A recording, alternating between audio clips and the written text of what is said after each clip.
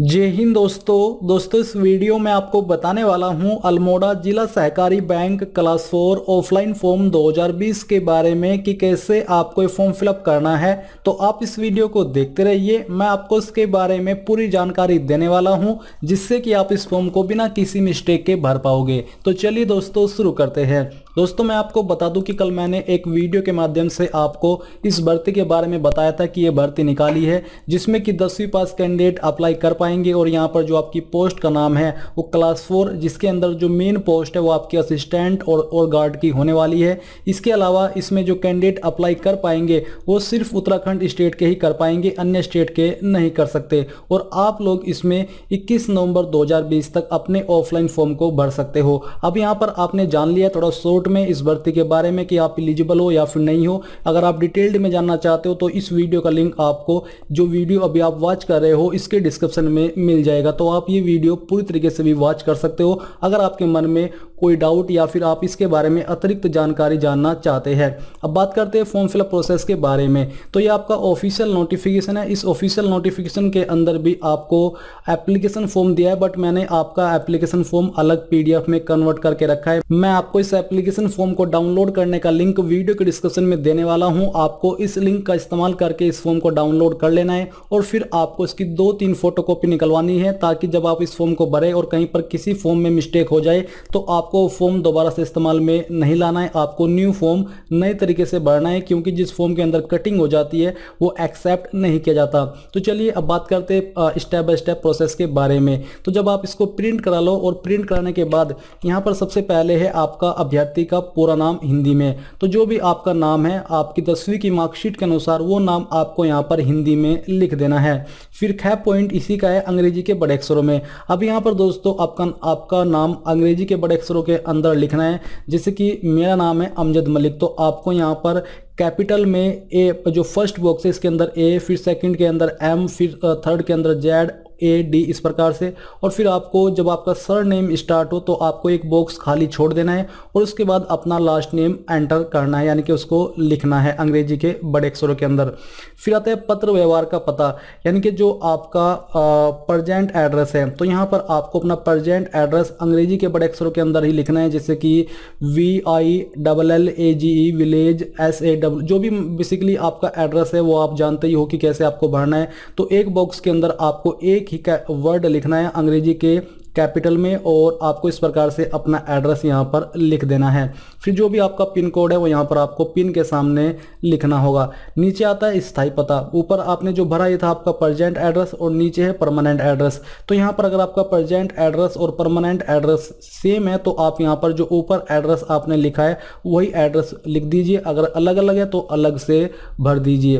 फिर आता है सब हस्ताक्षरित नवीनतम पासपोर्ट साइज फोटो। यहाँ पर आपको अपना लेटेस्ट पासपोर्ट साइज फोटो चिपकाना है और चिपकाने के बाद आपको उसके ऊपर साइन भी करने होंगे, क्योंकि यहाँ पर इन्होंने बोला है सब हस्ताक्षरित यानी कि अपने साइन। तो उस पर आपको इस तरह से साइन करने की आधे साइन फोटो के ऊपर हो और आधे साइन यहाँ पर नीचे हो जाए। तो ये करने के बाद फिर यहाँ पर आप देखोगे दूरभाष संख्या। तो इसमें यहाँ पर दोस्तों आपको अपना मोबाइल नंबर लिख देना है, जो भी आपका वैलिड फ़ोन नंबर है। और यहाँ पर अगर आपके पास ईमेल आईडी भी है तो अपनी ईमेल आईडी लिख देनी है। जन्म तिथि शब्दों में। अब यहाँ पर दोस्तों आपको अपनी जन्म तिथि लिखनी है और ये आप कैसे लिखोगे ये यहाँ पर आप जान लीजिए। तो दोस्तों यहाँ पर पहले तो आपको जो ऊपर जन्म तिथि दी जा रही है वो लिखनी है, जो कि अंकों में लिखनी है, जैसे कि 02। बेसिकली सबसे पहले आपको दिनांक लिखनी है, तो यहाँ पर 0 लिखना है। फिर यहाँ पर 2, जैसे कि जो भी आपका मंथ है, डे है, जैसे कि 12, 14, 15 जो भी है। उसके बाद अगर आपका मंथ 11 है तो आपको 1-1 यहाँ पर लिखना है और वर्ष यहाँ पर आपको लिख देना है, जैसे कि 1997। इस प्रकार से आपको अपनी DOB लिख देनी है। फिर नीचे आपको शब्दों में लिखनी है, जैसे कि आपका जो मेरी जो DOB है वो है 02/05/1997। तो यहाँ पर मैं लिखूँगा 0, फिर 2, फिर 0, फिर 5, फिर 1997। इस प्रकार से मैं वो डेट ऑफ बर्थ लिख दूंगा। आपको भी सेम तरीके से लिखनी होगी।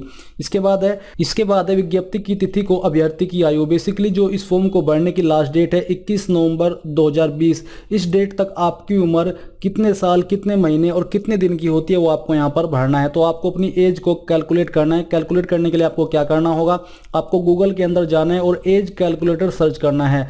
सर्च करने पर जो पहली वेबसाइट आएगी आपको ओपन करनी है। ओपन करने के बाद यहाँ पर सबसे पहले अपनी जो भी आपकी डेट ऑफ बर्थ है वो सिलेक्ट कीजिए। जैसे कि यहाँ पर मैं DOB अपनी सिलेक्ट कर लेता हूँ। ये करने के बाद यहाँ पर आप नीचे देखोगे as at the date of, तो आपको अपनी एज 21 नवंबर तक काउंट करनी है। तो यहाँ से हम 21 नवंबर 2020 सिलेक्ट कर लेते हैं और फिर यहाँ पर कैलकुलेट के ऊपर क्लिक करते हैं। इसके ऊपर क्लिक करने के बाद जो भी आपकी DOB है उसके अकॉर्डिंग आपकी एज 21 नवंबर 2020 तक कितने साल, कितने महीने, कितने दिन की होती है वो यहाँ पर आ जाएगी। जैसे कि यहाँ पर 23 ईयर 6 मंथ 19 डेज की यहाँ पर एज निकल के आई है इस DOB के अनुसार। तो आपको यहाँ पर जो बॉक्स है इसमें यहाँ पर दिन के अंदर आपको दिन लिखने हैं, जो कि यहाँ पर दिन है हमारे 19, तो यहाँ पर 19 आपको लिखना होगा। इसके बाद मंथ के अंदर मंथ और ईयर के अंदर आपको ईयर लिख देने हैं। इसके बाद दोस्तों आप यहाँ पर 8 पॉइंट के अंदर देखोगे उत्तराखंड राज्य के किसी जनपद के अधिकारी स्थायी निवासी है, अगर है तो यहाँ पर आपको हाँ करना होगा। और बेसिकली इसमें उत्तराखंड के लोग ही अप्लाई कर पाएंगे। तो आपका उत्तराखंड के किसी भी डिस्ट्रिक्ट का निवासी होना जरूरी है, तो आपको हाँ लिखना है। और हाँ लिखने के साथ साथ ही आपको अपना डोमिसाइल सर्टिफिकेट भी इस फॉर्म के साथ अटैच करके भेजना होगा। फिर 9 पॉइंट है, यदि आप आरक्षित श्रेणी के सदस्य हैं तो उस श्रेणी का उल्लेख करें एवं प्रमाण पत्र की प्रीति की भी संलग्न करें। यानी कि जो आरक्षित होती है, जिनको आप रिजर्व कैटेगरी बोलते हैं, जो कि आपकी रिजर्व कैटेगरी यहाँ पर मेंशन है। अगर आप SC ST OBC या फिर EWS कैंडिडेट है तो आपको यहाँ पर हाँ लिखना होगा और उसकी जो फोटोकॉपी है सर्टिफिकेट की वो भी इस फॉर्म के साथ अटैच करनी होगी। अगर आप नहीं हो तो यहाँ पर ना लिख दीजिए या फिर नो लिख दीजिए। इसके बाद आप देखोगे 10 पॉइंट, यदि आप निम्न क्षेत्रीय आरक्षण श्रेणी में से किसी एक श्रेणी में आते हैं तो उस पर सही का निशान लगाए तथा अन्य को काट दे तथा संबंधित प्रमाण पत्र की प्रमाणित छाया प्रति संलग्न करें। तो यहाँ पर है महिला स्वतंत्रता। बेसिकली अगर आप इनमें से किसी अंग से बिलोंग करते हो तो आपको उसके ऊपर सही लगाना है, नहीं तो आपको इसको खाली छोड़ देना है। या फिर आप सभी के सामने जो क्रॉस का निशान है वो लगा दीजिए, क्योंकि आपके ऊपर इनमें से कोई सी भी कैटेगरी एप्लीकेबल नहीं होती। 11 पॉइंट है, क्या आप विवाहित है? अगर है तो हाँ लिखिए, नहीं तो आपको ना लिख देना है। अगर आप हाँ लिखोगे तो आपको यहाँ पर यदि हाँ तो क्या आपकी एक या एक से अधिक जीवित पत्नियां हैं पुरुषों के लिए? अगर है तो यहाँ पर हाँ लिखिए, नहीं तो आपको ना लिखना होगा। अगर आप ऊपर ही हाँ ना कर देते हो विवाहित के सेक्शन में तो आपको ये जानकारी भरने की आवश्यकता नहीं पड़ेगी। तो नीचे का भी जो विकल्प है वो महिला के लिए, अगर आप महिला और आपकी एक से ज़्यादा पति है तो यहाँ पर हाँ करें, नहीं तो आपको ना करना होगा। पिता पति का नाम हिंदी में। अब यहाँ पर दोस्तों अगर आपकी शादी हो चुकी है तो आपको अपने पति का नाम यहाँ पर लिखना है हिंदी में, नहीं तो आपको अपने पिताजी का नाम हिंदी में लिख देना है अपनी 10वीं की मार्कशीट के अनुसार। अंग्रेजी के बड़े अक्षरों में आपको लिखना है, जैसे कि आपने ऊपर अपना नाम भरा था, एक बॉक्स के अंदर एक लेटर अंग्रेजी का बड़े अक्षर में लिखना है। फिर आपको सेम तरीके से अपनी माताजी का नाम भी यहाँ पर लिख देना है। 14 पॉइंट आता है, ऐसे 2 उत्तरदायी व्यक्तियों के नाम, व्यवसाय एवं पूरा पता जो आपके संबंधी न हो और आपके स्कूल कॉलेज से संबंधित न हो, परंतु आपके व्यक्तिगत जीवन से मर्जी भांति परिचित हो, भली भांति परिचित हो। सॉरी माफ़ी चाहता हूँ, ये यहाँ पर थोड़ी सही से हिंदी समझ नहीं आ रही, क्योंकि इसका जो फ़ॉन्ट है फॉर्म का वो थोड़ा फटा हुआ है, तो इस वजह से प्रॉब्लम आ रही है। तो बेसिकली दोस्तों यहाँ पर आपको अपने दोस्तों के नाम यहाँ पर एंटर कर देने हैं, जो कि आपके कॉलेज में न पढ़े हो या फिर आपके कॉलेज से बिलोंग न करते हो। यहाँ पर आपको उनका नाम लिखना है, उनका एड्रेस लिखना है और उनका मोबाइल नंबर भी लिख देना है। कोई भी ऐसे 2 दोस्त जो कि आपको अच्छे से जानते हो। फिर 15 पॉइंट है, आपका हाई स्कूल, इंटरमीडिएट, स्नातक एवं शैक्षणिक एवं प्राविधिक योग्यता है। बेसिकली आपको यहाँ पर क्वालिफिकेशन की जानकारी भरनी है और साथ ही उनकी फोटोकॉपी इस फॉर्म के साथ अटैच भी करनी होगी। तो सबसे पहले आपको यहाँ पर हाई स्कूल की जानकारी भरनी है। बेसिकली इस पोस्ट पर अप्लाई करने के लिए आपसे 10वीं पास की योग्यता मांगी है, तो अगर आप सिर्फ 10वीं पास की भी भरोगे तो तब भी कोई प्रॉब्लम नहीं आएगी। बट अगर आपके पास हायर क्वालिफिकेशन है और आप उसको देना भी चाहते हो, उसको बताना भी चाहते हो, तो आप यहाँ पर वो भी भर सकते हैं।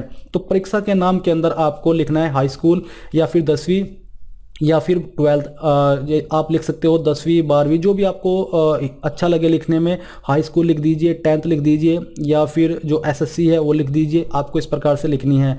फिर आपने किस बोर्ड से की है उस बोर्ड का नाम लिखना है। UK board, CBSE board, ICSE board जो भी है वो आपको यहाँ पर बोर्ड विश्वविद्यालय के कॉलम के अंदर लिखना है। किस साल के अंदर आपने 10वीं कर ली थी वो आपको वर्ष के सामने लिखना है। आपकी श्रेणी क्या थी, यानी कि फर्स्ट आपकी रैंक कितनी आई थी, फर्स्ट सेकंड थर्ड, वो आपको यहाँ पर डिवीजन के अकॉर्डिंग लिखना है। इसके बाद है प्राप्तांक और पूर्णांक।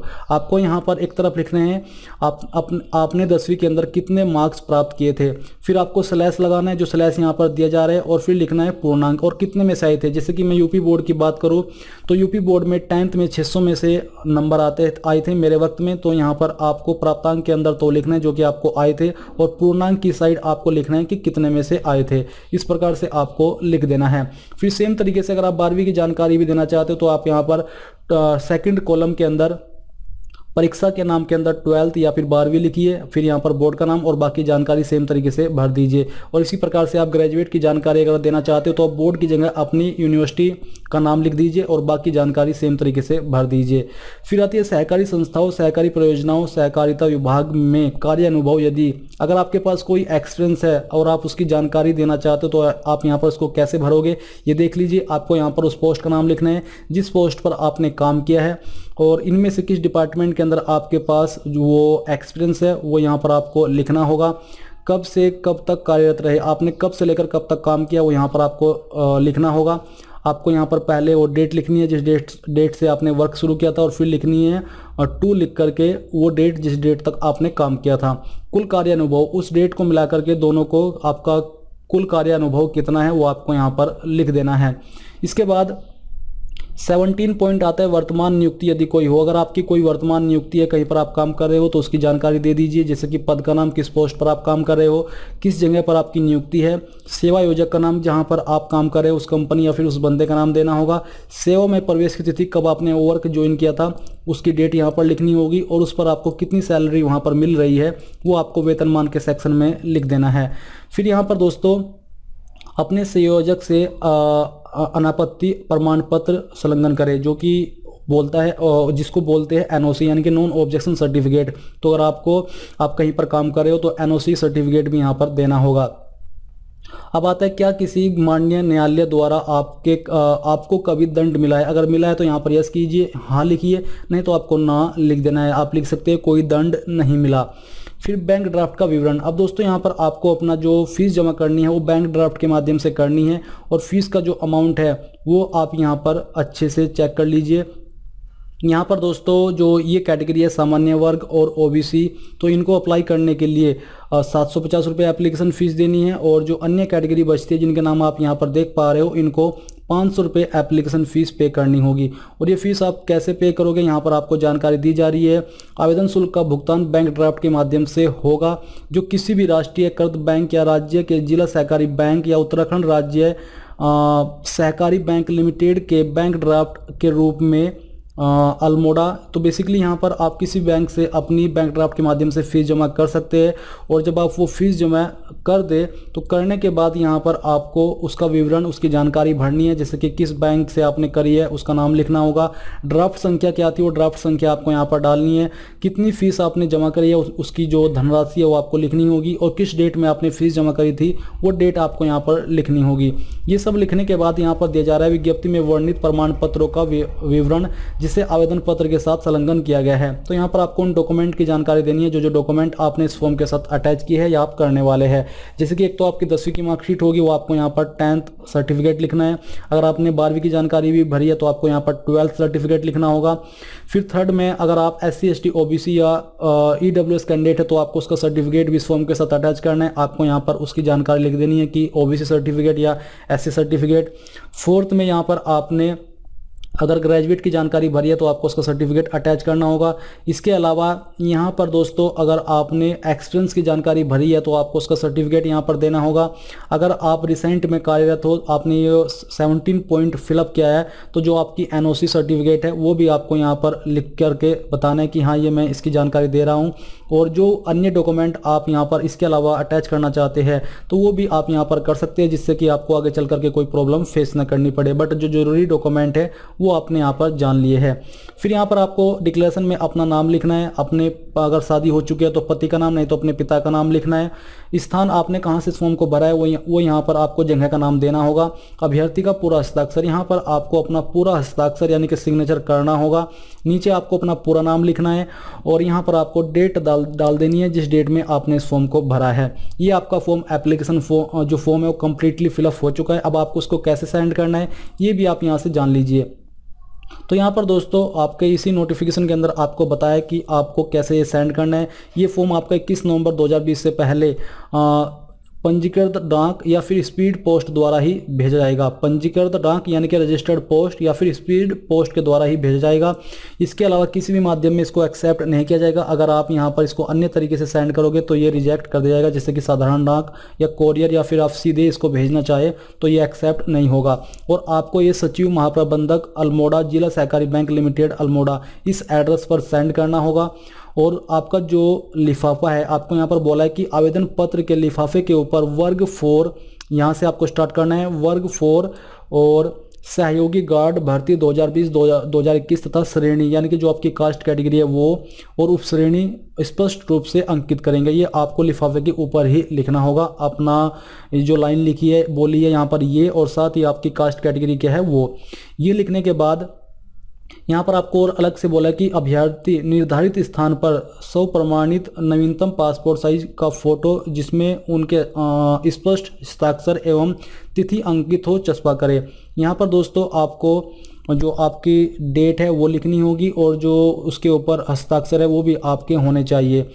और साथ ही यहाँ पर अभ्यर्थी आवेदन पत्र के साथ 9x4 साइज का एक खाली लिफाफा अपने पत्र व्यवहार का पता लिखकर, यानी कि जो एक लिफाफा है खाली उसके ऊपर आपको अपना प्रेजेंट एड्रेस लिखकर पंजीकृत डाक हेतु निर्धारित डाक टिकट लगाकर चिपकाकर आपको एक डाक टिकट लगाना है। अनिवार्य रूप से आवेदन पत्र के साथ संलग्न करेंगे, यानी कि एक अलग से आपको लिफाफा भेजना होगा जिसके बारे में यहाँ पर आपको जानकारी दी गई है। तो बेसिकली आपको इन इंस्ट्रक्शंस को फॉलो करना है जो इंस्ट्रक्शंस आपको यहाँ पर दिए जा रहे हैं। और जैसे मैंने आपको बताया इस प्रकार से आपको फॉर्म को फिलअप करके 21 नवंबर 2020 से पहले सेंड कर देना है।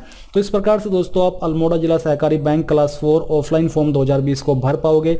आई होप ये जो प्रोसेस है वो आपको पसंद आया होगा और आपको ये जानकारी समझ आई होगी। अगर कहीं पर कोई भी प्रॉब्लम आपको इस फॉर्म को भरने में आ रही है तो आप मुझे कमेंट करके पूछ सकते हैं। मैं कोशिश करूंगा कि जितना जल्दी हो सके आपको आंसर कर सकूं। और इस वीडियो के लास्ट में बस आपसे ये कहना चाहूंगा कि प्लीज़ आप इस वीडियो को लाइक, शेयर और साथ ही साथ आपके अपने यूट्यूब चैनल ज्ञानदेव होस्ट को सब्सक्राइब कर ले और सब्सक्राइब करने के बाद बेल के आइकन को दबा दे ताकि आपको आगे आने वाली वीडियोज़ के नोटिफिकेशन सबसे पहले मिल पाए। जय हिंद दोस्तों।